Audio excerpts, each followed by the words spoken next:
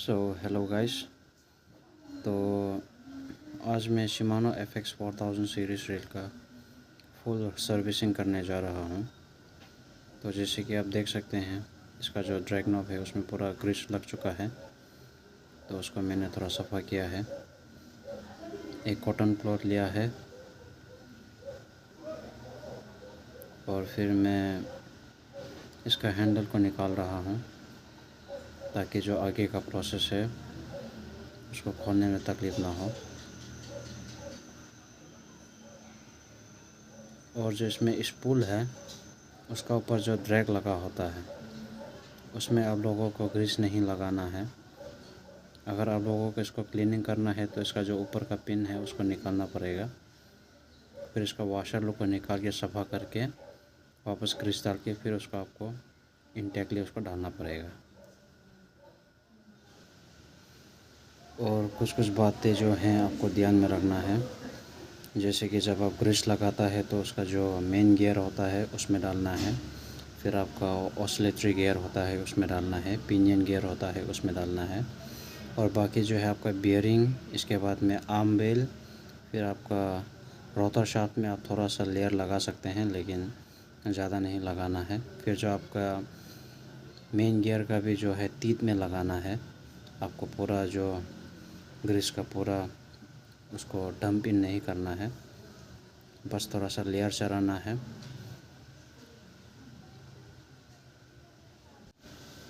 बहुत सारा बिगिनर लोगों को देखा है कि वो ऑयल हर जगह में डालते हैं, ऐसा बिल्कुल नहीं करना है। आपको बेल आर्म में लगाना है, फिर बियरिंग में लगाना है। आप रोटर शाफ्ट में टेक्निकली डाल सकते हैं। कभी कभी होता है कि जब आपका रील बहुत पुराना हो जाता है तो फिर उसमें आपका रोटर शाफ्ट और फिर जो स्टेनलेस स्टील एक बुशिंग होता है जो प्लस सिस्टम में होता है, तो वो दोनों ज़्यादा फ्रिक्शन के वजह से टू एंड फ्रो मोशन होता है, तो उसमें तो उसके लिए आप उसमें ग्रीस लगा सकते हैं। थोड़ा सा लेयर लगाना है बस। और फिर जो आगे का प्रोसेस है मैं आपको समझाता रहूँगा, वीडियो को पूरा देखना।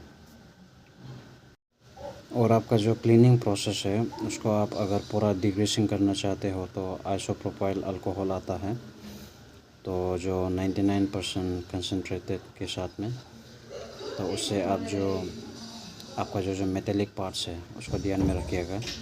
Main gear, oscillatory gear, pinion gear, bearings, ये सब को आप उसमें डुबा के अच्छे से साफ़ कर सकते हैं। बाकी जो है आपका रील का जो प्लास्टिक बॉडी है उसको पूरा डम नहीं करना है, तो वो जब अल्कोहल के साथ में जब कांटेक्ट में होता है तो वो ब्रिटल बन जाता है, जिसके वजह से आपका लॉन्ग रन में रील ख़राब होने का चांसेस होता है। आपको जैसे इसमें दिख रहा होगा वीडियो पे, जो इसका क्लच सिस्टम है शिमानो रील्स लोग का, तो उसमें आपका जो 3 मेन स्क्रूज होता है आपको सिर्फ उसको अनस्क्रू करना है, और एक छोटा सा स्क्रू रहता है उसको आपको नहीं खोलना है। अगर आप उसको मिसअप कर देते हैं तो जब उसका अंदर का क्लच सिस्टम टेक्निकली बहुत ही डिफ़िकल्ट रहता है।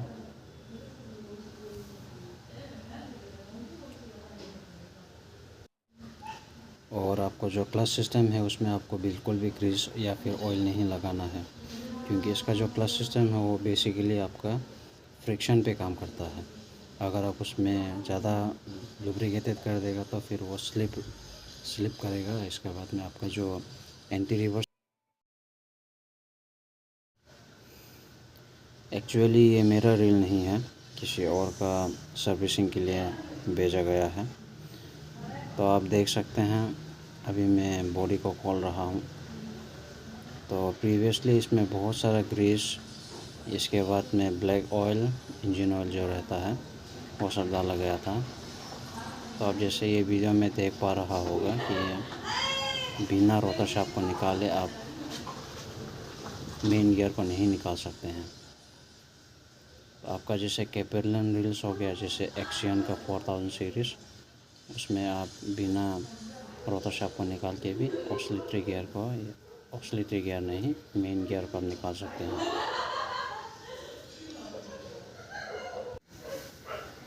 अगर आपका बजट लो है तो आप स्विंग मशीन का तेल भी यूज़ कर सकते हैं।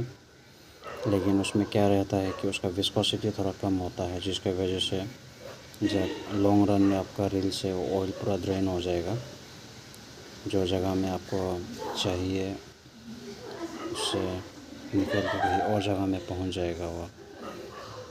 मान के चलिए अगर आप फोटोशॉप में डालते हैं तो वो पिनियन गियर के द्वारा आके मेन गियर में पहुंचकर फिर जो आपका ग्रीस रहता है उसके साथ मिक्स करके पूरा ग्रीस को तोड़ देता है। तो उसका कुछ डाउनग्रेड्स हैं। तो अगर आपके पास फिशिंग रील पर्टिकुलरली है तो बहुत अच्छा है। और ध्यान में रखिएगा, जब भी आप ग्रीस यूज़ करता है तो जो नॉर्मली आता है आपका कार ग्रीस, वो सब को आपको बिल्कुल नहीं लगाना है, क्योंकि वो सब रील जो पर्टिकुलरली डिज़ाइन किया जाता है हाई पावर मशीन्स के लिए, जैसे ड्रिल मशीन हो गया, एंगल ग्राइंडर हो गया, फिर आपका गाड़ी का जो हाई स्पीड मूविंग पार्ट्स हो गया, वो सब में लगाया जाता है। तो उससे आपका रील का परफॉर्मेंस बहुत ही गिर जाएगा। आपको वो सब बिल्कुल नहीं डालना है। आप अबू गार्सिया का लगा सकते हैं, मैं भी यूज़ करता हूँ। तो उसका MRP रहता है 650 समथिंग। फिर आप जब भी रीग्रीसिंग करते हैं तो आपको ध्यान में रखना है कि आपको जो पुराना ग्रीस होता है उसके ऊपर आपको लेयर नहीं चढ़ाना है, क्योंकि जो आपका पुराना ग्रीस रहता है उसके साथ अगर आप नया ग्रीस मिक्स करते हैं तो उसका कोई मतलब नहीं रहता। तो आपको एक कॉटन क्लॉथ लेना है, इसके बाद में कॉटन बड्स लीजिएगा या फिर टिश्यू पेपर लीजिएगा। इसके बाद में तीत बाई तीत अच्छे से सफ़ा करिएगा। I will continue the video. So in case of the Shimano FX 4000 series reel, what you can find is that तो शिमानो रील्स instead में of आप देख bearing on सकते the other हैं कि side, you can see इसमें this कुछ plastic plastic shim at the bushing top. लगा रहता है बियरिंग के So जगह। इसका many शायद people 2+1 they बियरिंग will है, put this plastic bearing out. It's not actually bearing, it's plastic shim. Then they will put a new 2+1 bearing bearing है। which will make this तो reel much उसको smoother. कोई लोग modify करते हैं, ये plastic bushing को Like निकालने I के don't बाद में आप have बियरिंग bearing डालते हैं, तो on this उससे side. आपका डेफिनेटली परफॉर्मेंस अच्छा होगा। फ़िलहाल मेरे पास नहीं है तो मैं इसी को अच्छे से सफ़ा करके डाल दूँगा।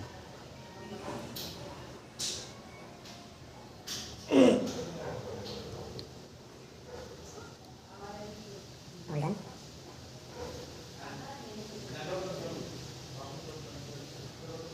आपको ग्रीसिंग करते वक्त ध्यान में रखना है कि आपको बहुत ज़्यादा ग्रीस नहीं डालना है। तीत लोग अच्छे से कवर कीजिए, What I will do is that फिर बाकी जगह में there's some of the greases पतला which से एक लेयर चढ़ाइए, supposed to go उतना inside of काफ़ी। this faucet right there. So over greasing doesn't mean it will give you while better putting the grease, smoothness. you have to make sure that you have to put grease in the tips of the screws. उससे आपका smoothness उल्टा cut You should जाएगा not dump all अगर the आप gears over inside greasing this करते हैं तो। gears. Just 2 or 3 layers. That's enough. Too much grease, it's actually bad. आप ग्रीसिंग के लिए पेंट ब्रश ले सकते हैं So, जो वाटर कलर का आता है। so what I see is that the density, the viscosity of this Shimano grease is quite heavier than the grease I usually use. This is our Garcia Precision grease. जैसे कि आप देख सकते हैं मेरे पास Abu Garcia precision grease plus oil दोनों हैं। And put it back together. और जो जगह मेटेलिक पार्ट्स जो कांटेक्ट में आता है मैं Just उसमें very enough. ग्रीस थोड़ा सा पतला लेयर डाल रहा हूँ। और जो शिमानो ग्रीस होता है उसको मैंने Now जो there is a sliding rod. I will align this. सफ़ा था उसको पूरा साफ़ नहीं किया, बस जो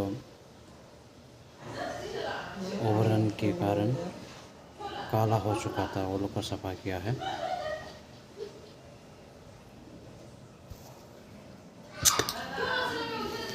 और आप जैसे देख सकते हैं इसका मेन ईयर जो काफ़ी ख़राब ग्रीस से भरा हुआ था, तो वो लोग को अच्छे से साफ़ कर दिया है।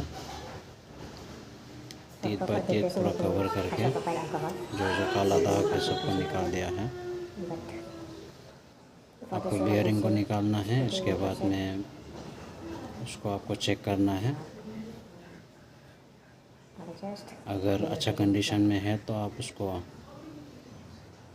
वापस 2 to 3 ड्रॉप्स ऑयल डाल के फिर आप उसको वापस लगा सकते हैं। इसे for the new जो is आपका हाई मूविंग पार्ट्स होता है, हाई स्पीड, तो उसमें आपको ऑयल डालना है। जिसमें आपका Before slow cleaning this moving है all plus places friction and है, there there is you no use should of it. Apply grease. It will mix up with the new grease and बाकी जो process है मैंने पूरा दिखाया है video के द्वारा, तो आप फॉलो करिएगा।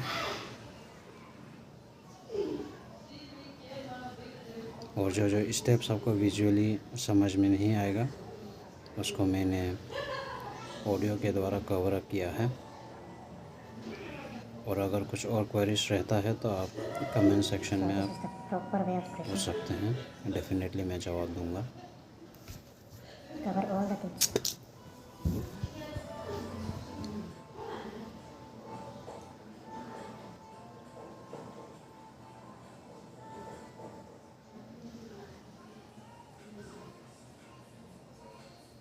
और आप एक चीज़ ध्यान में रखिएगा कि जो भी आपका फ़िशिंग एक्सेसरीज़ है वो आप अमेज़ॉन या फिर फ्लिपकार्ट ये सब से मत खरीदिएगा। आजकल आपका यूट्यूब के द्वारा या फिर गूगल में बहुत सारा वेबसाइट्स हैं Also because रिलायबल, जैसे so it will reduce the friction. Fisherman shop हो गया, कैपरल आउटडोर्स हो गया। फिर यूट्यूब में कई सारा चैनल है, जैसे आपका बेंगलोर फिशिंग टैकल ऐसे कुछ नाम से है, Back, I will तो वो सब से आप मंगा सकते हैं। show this the cleaning gearbox. Amazon Flipkart ये सब में So I will do it using बहुत ही ज़्यादा ओवर प्राइस्ड है। और आपको इसमें पेन ब्रांड का ग्रीस यूज़ करना ज़रूरी नहीं है। वो एक्चुअली जो है विस्कोसिटी थोड़ा ज़्यादा है, तो उससे आपको इतना स्मूथनेस नहीं मिलेगा, ख़ास करके जो फ्रेश वाटर फिशिंग रील्स है उसमें, क्योंकि इसमें कोरोजन का डर नहीं रहता है। आपका असल वाटर से जो आपका डैमेज होता है, तो उसके लिए आप पेन ग्रीस को प्रेफर कीजिएगा।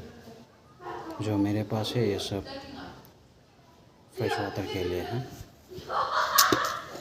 तो जो अबू गार्शा का ग्रीस है ये आपको कंपैरेटिवली बेहतर स्मूथनेस देगा। exact position actually. फिर आप इसमें देख सकते हैं, बहुत ही इंपॉर्टेंट स्टेप है, जब भी आप डिसअसेंबल करता हो तो आप ये मैप को ध्यान में रखिएगा। आपका ये फिशिंग रील का बॉक्स के साथ में आता है, तो अगर आपको कुछ कन्फ्यूज़न रहता है तो आप ये मैप को फॉलो कीजिए। इसके बाद में पार्सलों को अच्छे से लगाइए।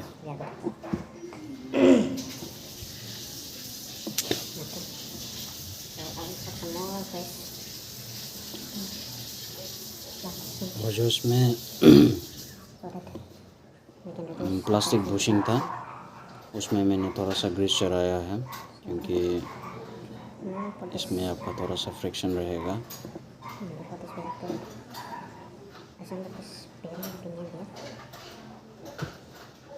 और बियरिंग लुक में जो प्रीवियस ओनर के द्वारा जो ग्रीस लगाया था सबको मैंने साफ़ कर दिया है। बियरिंग में आपको ग्रीस नहीं लगाना है, आपको ऑयल डालना है। आप इसको अगर प्रॉपर डिग्रेसिंग करना चाहेगा तो आप आइसोप्रोपाइल अल्कोहल, केरोसिन, पेट्रोल ये सब यूज़ कर सकता है। बाकी जो होता है आपका WD-40 ये सब हो गया, वो सब यूज़ नहीं करना है, क्योंकि वो सब जो है आपका एवापोरेट नहीं होता है, वेपराइज नहीं होता है, जिसके कारण आपको उसका रेसिड्यू जो बचेगा वो अगर आपका ऑयल या फिर ग्रीस के साथ मिक्स होगा तो उसको जो केमिकल कंपाउंड से तोड़ने के वजह से उसका कुछ लम्ब बन जाएगा, तो जिसके वजह से आपका रील का परफॉर्मेंस अच्छा नहीं रहेगा। तो उसके लिए मैं प्रेफर करता हूँ आइसोप्रोपाइल अल्कोहल। थोड़ा सा हायर कंसंट्रेशन का साथ जाइएगा, जैसे 99.9% ये सब आता है।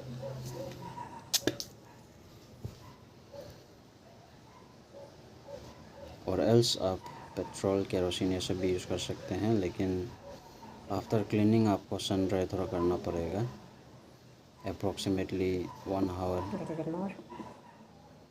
फिर जैसे मैंने बताया है, प्लास्टिक बॉडी लोग को आपको डिप नहीं करना है, उसको आप टिश्यू पेपर, कॉटन बड्स और That's it. जो आपका क्लॉथ होता है उससे आपको सफ़ा करना है।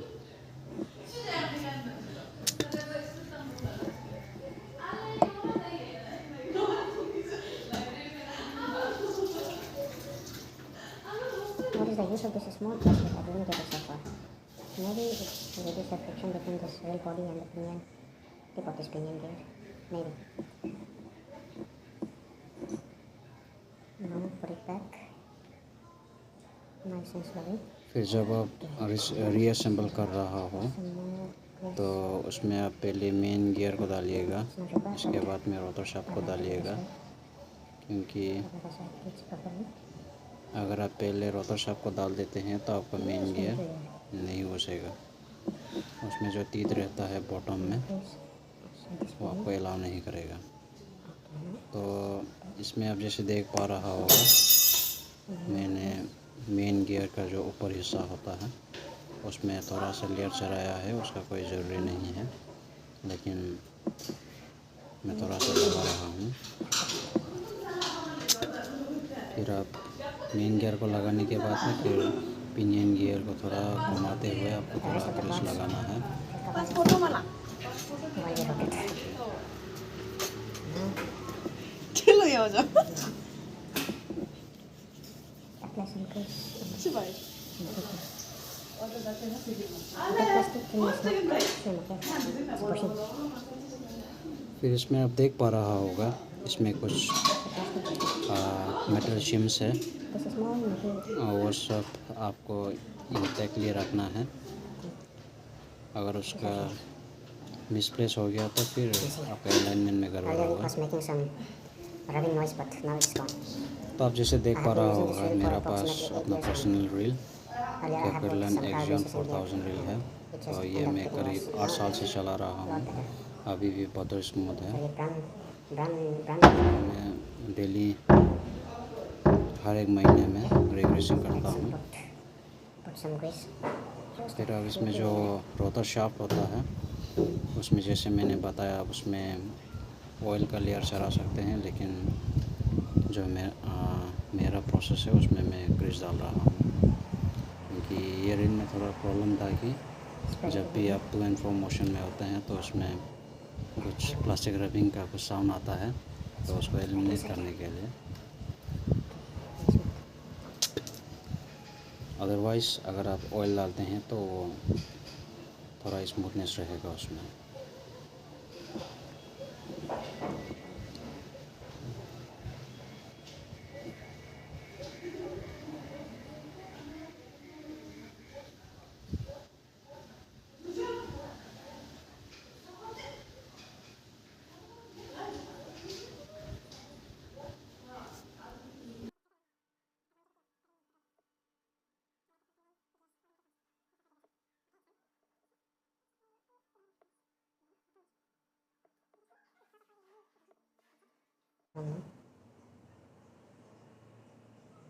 It's pretty in good shape, so I'll put it back. So before that, I'll grease some metal shims.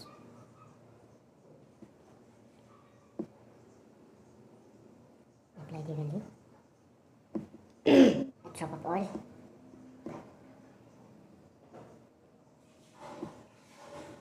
You don't need to buy a specific fishing oil if your budget is tight. But it's better because if you use a sewing machine oil, eventually it will run out. Run out in the sense, it will not stick to the parts properly. Okay, that was that. So now it's spreading back like this. So I have made a mistake. Instead of putting the main bearing in the spinner, I have put the side arm bearing. Nice. So this is more things you have to keep in your mind. Here it goes. Okay. This bearing back, all good.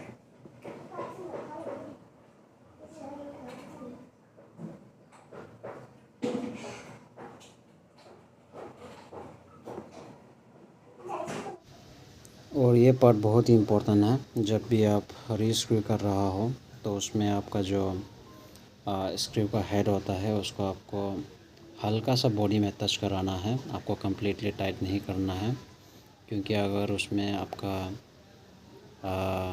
जो tension होता है अगर वो अलग अलग रहेगा हर screw में तो उससे आपका जो अलाइनमेंट होता है वो गड़बड़ होगा, जिसकी वजह से आपका जो रोटर होता है इसके बाद में बॉडी का साथ में टच करेगा।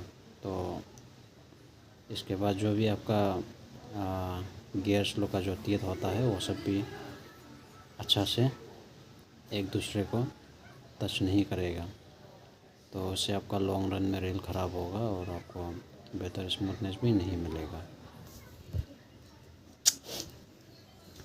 और जैसे मैंने बताया, जैसे ये रील्स में है, शिमानो के रील्स में आपका जो क्लच सिस्टम होता है वो एक तो सिलिंड्रिकल प्लास्टिक बॉडी में पैक्ड रहता है।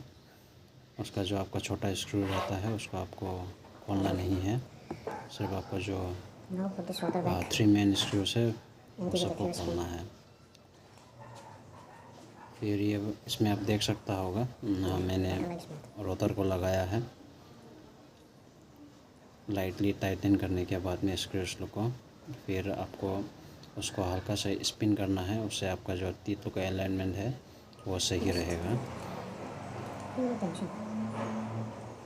उसके बाद फिर आप अपने मुताबिक आप वापस वालों को टेंशन सबको इक्वल अमाउंट में आपको टाइटन करना है स्क्रूज को। Yeah, quite good. ये स्टेप बहुत ही इम्पोर्टेंट है, क्योंकि जो बिगिनर्स होते हैं वो एक ही बार में सबको टाइट करते हैं, तो जिसकी वजह से मिस अलाइनमेंट होता है।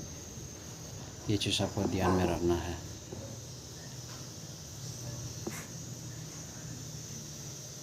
तो फिर इसमें परफॉर्मेंस अच्छा था, स्मूथनेस भी था और उसमें कोई तीतलों का मिस अलाइनमेंट भी नहीं था। Very smooth.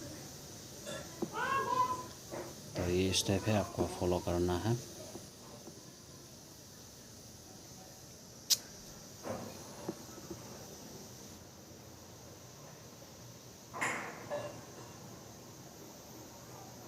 आप जब भी फ़िशिंग पे जाते हो तो हर एक वीक में आपको ऑयलिंग करना है। ग्रेसिंग आप साल में एक बार कर सकते हैं। ऑयल करते वक्त आपको बेल आर्म दोनों आर्म्स में, इसके बाद में रोटर शाफ्ट में थोड़ा सा डालिए 1 ड्रॉप, मोर देन इनफ। इसके बाद में आपका मोस्ट इम्पोर्टेंटली इसको बहुत सारा लोग मिस करते हैं, आपका जो लाइन रोलर रहता है उसमें भी आपको ऑयल डालना है।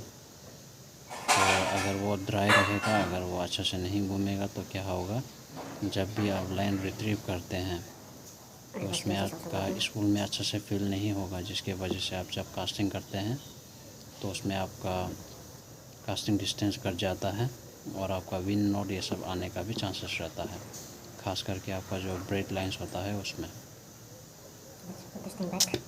तो पूरा प्रोसेस होने के बाद में मैंने बॉडी को असेंबल किया है।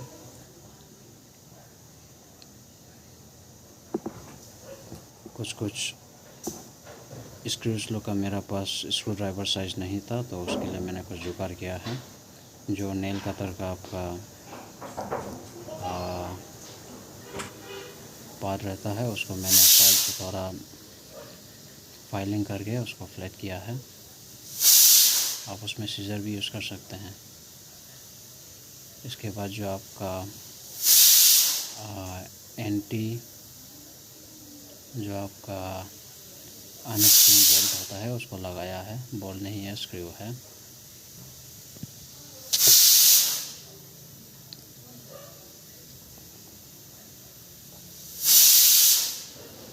काइंडली ये बैकग्राउंड नॉइस को आप इग्नोर कीजिएगा।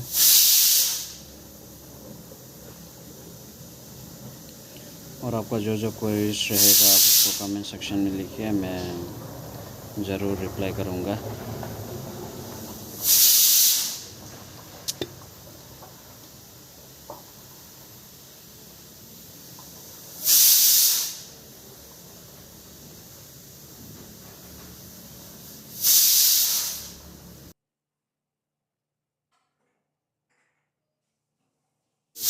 जैसे देख पा रहे होंगे जो इसका स्पूल का जो क्लिकिंग साउंड, इसमें कुछ प्लास्टिक बुशिंग्स है तो उसको भी फ्रिक्वेंसी आपको लगाना है। अगर उसमें कुछ बुशिंग अगर आपका जो आपका शिम्स होता है अगर वो मिसिंग रहेगा तो आपका स्पूल का अलाइनमेंट भी गड़बड़ होगा और आपका जो लाइन फिलिंग का जो रेशियो रहता है ऊपर नीचे हो जाएगा। तो आपको जैसे कंपनी से आता है उसको ध्यान में रखते हुए आपको वापस रीअसेंबल करना है।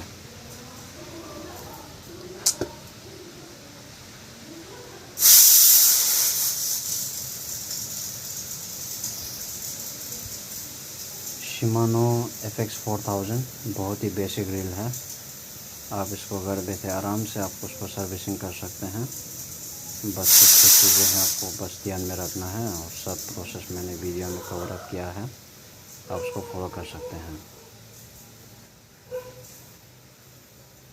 जो आपका हाई एंड ग्रिल होता है उसमें बहुत ही कॉम्प्लिकेटेड सिस्टम्स होता है तो उसको बिना नॉलेज का आपको छेड़खानी नहीं करना है।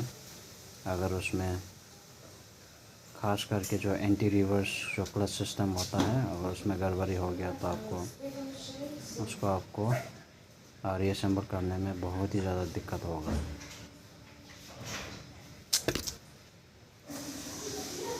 तो जैसे कि आप देख पा रहे होंगे मैं लाइन रोलर में ऑयल किया हूँ, फिर उसको थोड़ा सा रोल किया है, फिर बेल आर्म में थोड़ा सा ऑयलिंग किया हूँ 2 to 3 ड्रॉप्स। आपको ज़्यादा नहीं करना है, 2 to 3 drops is more than enough.